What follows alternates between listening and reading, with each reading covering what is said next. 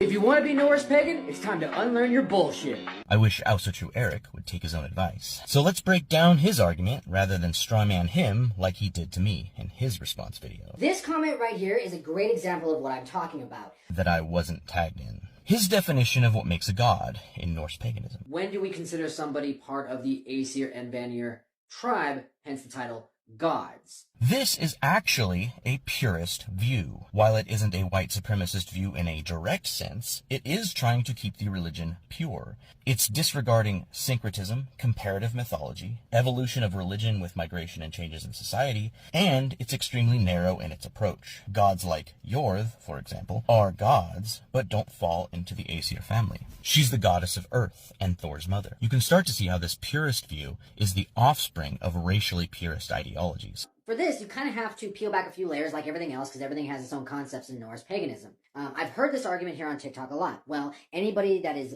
venerated or worshipped is a god. That's not how Norse paganism works. To really get into it, you have to understand tribalism.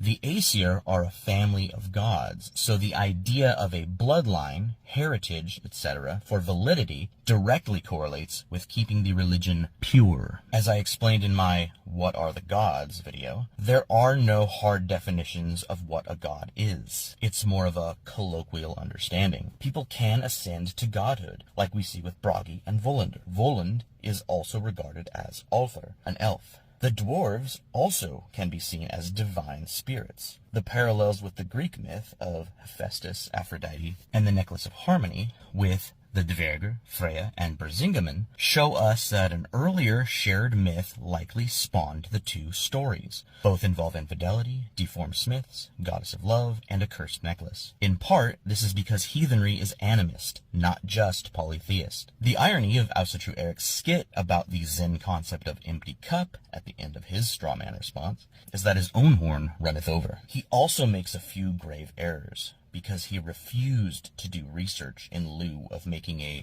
petty clapback. And you all know what that means. Petty clapback video probably again coming soon. Like trying to say worship rather than working with.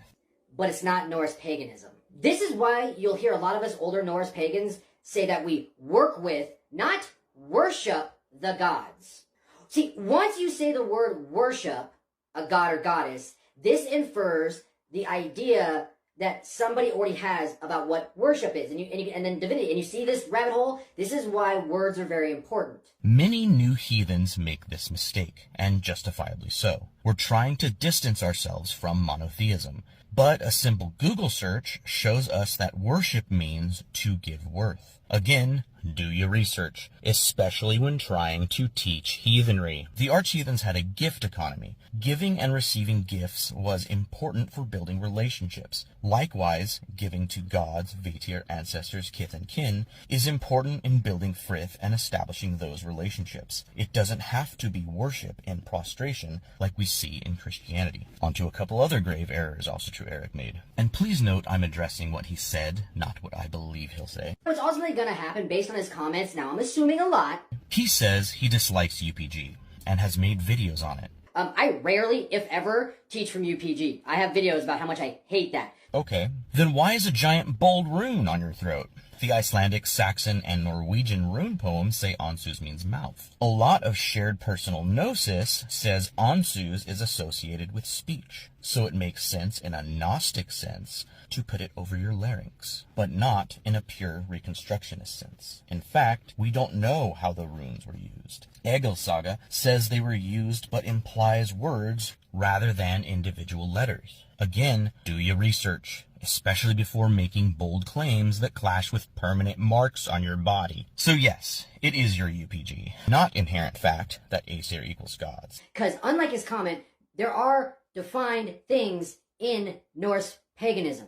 This is another case of mythic literalism, trying to use the lore to justify some sense of orthodoxy. We call this lore lawyering. Finally, he heavily implied I'm new and don't know what I'm talking about. One of the things I see most commonly that happens to a lot of people who are new to the path. Ad hominems aside, I've been heathen since 2006, and around pagans much longer. Another sign he refused to look into something before making a petty clapback. And I was being petty and I was being my cheeky self in comments.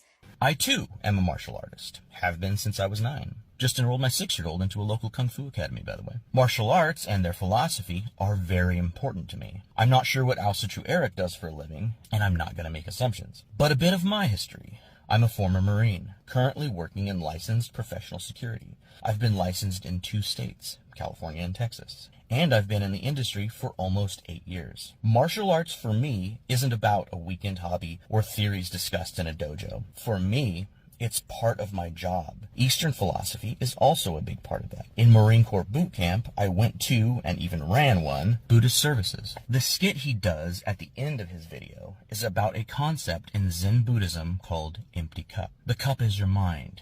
If it's full of ideas, you cannot receive new information. Like when you assume someone's argument and make a petty clapback, for example. My martial art is Jeet Kune Do, the style created by Bruce Lee. The core philosophy is removing what is useless and accepting what is useful. In both martial arts and life, this is applicable. When you limit yourself to arbitrary rules, like boxing yourself into dogmatic literalism, you cannot grow. I don't think Aesir Eric is a bad person. I think he just makes many of the same mistakes we all do.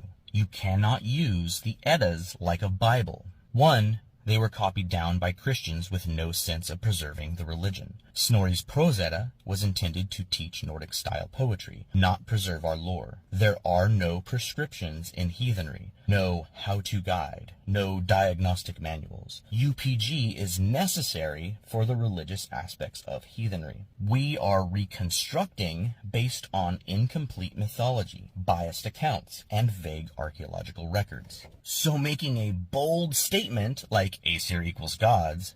So, when do we consider somebody part of the Aesir and Vanir tribe, hence the title, gods? Is really just not understanding the totality of our sources, or how to interpret them, which is necessary if you're going to teach heathenry. You must understand the context and content of our lore, not just spit hot takes that sound good to newbie heathens. I'll leave you with this. Are the Nornir gods?